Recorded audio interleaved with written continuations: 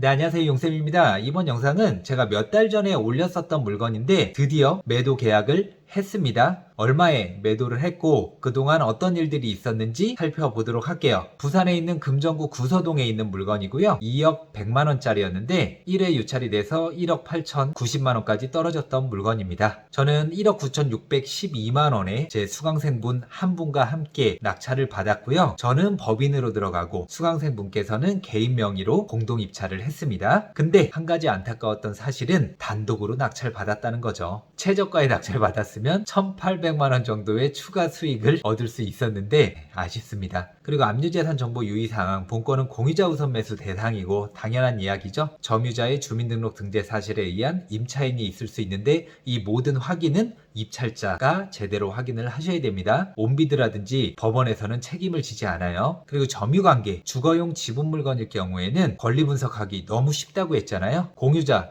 또는 채무자가 거주하고 있을 경우에는 대항력 자체가 없습니다. 자, 입지를 한번 볼게요. 구서역과 가까운 거리에 있습니다. 롯데캐슬 대단지 아파트예요. 그리고 초등학교도 하나, 둘, 세 개, 3면이 초등학교로 둘러싸여 있습니다. 초등학생을 둔 학부모님들 정말 좋아하시겠죠? 그리고 이 이마트도 이전 영상에 설명드렸었는데 어떤 분이 댓글을 다셨더라고요. 이 이마트가 없어졌다고 합니다. 저는 2020년 6월에 낙찰을 받았잖아요. 근데 11월부터 시세가 갑자기 급등하기 시작을 합니다. 여기는 남양도 있고 동양도 있기는 한데 남양 물건들이 막 6억 8,500 보면 이제 4억 뛰었다가 갑자기 6억대로 뛰어버려요. 그리고 6억 3,300, 6억 5,500 제가 이전 영상에도 설명드렸는데 부산의 핵심 지역인 해수동 세 군데를 조정지역으로 묶어버리니까 풍선 효과가 일어난 겁니다.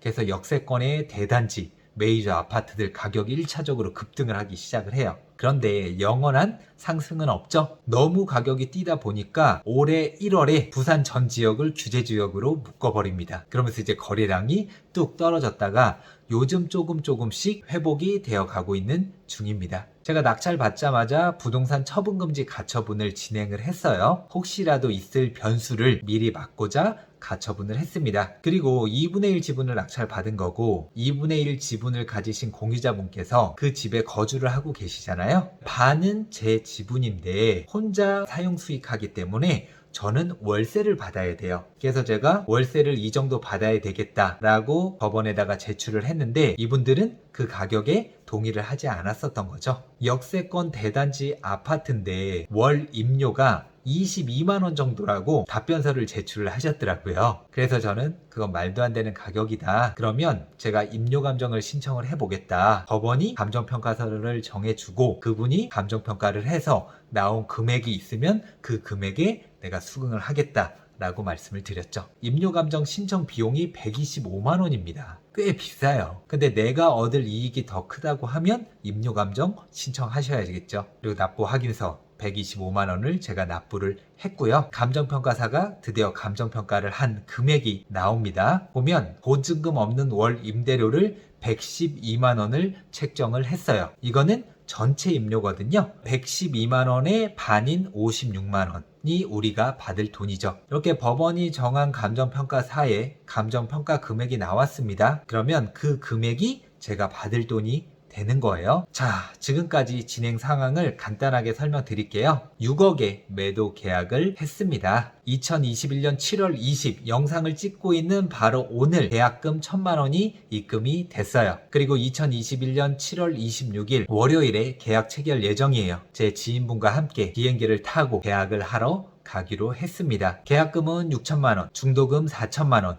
잔금 5억 받을 예정이고요. 그리고 잔금날은 9월 30일로 하고 이분이 직접 먼저 들어오시지는 않을 것 같아요. 전세를 주고 갭 투자로 매입을 하시는 건데 전세가 금방 나가면은 잔금 날짜가 앞당겨질 수 있어요. 그리고 중도금 지급 후에 전세를 놓기 위해서는 수리를 해야 되잖아요. 수리할 수 있게 해주는 조건으로 진행을 했습니다. 그리고 공유자분은 7월 말 안으로 다른 곳으로 이사 예정이라고 하시네요. 2분의 1 지분을 제가 지인분과 함께 1억 9,612만 원의 낙찰을 받았잖아요. 그리고 전체 지분을 6억에 매도 계약을 했으니까 우리 지분은 3억이잖아요. 그러면 수익은 세전이긴 하지만 1억 388만 원입니다. 저는 최소 6억 5천 정도에는 팔 수 있지 않을까 생각을 했었는데 이 정도 가격에 만족하기로 했습니다. 근데 여기서 끝이 아니죠. 부당이득금 월 56만원 월세 받아야 될 게 있잖아요.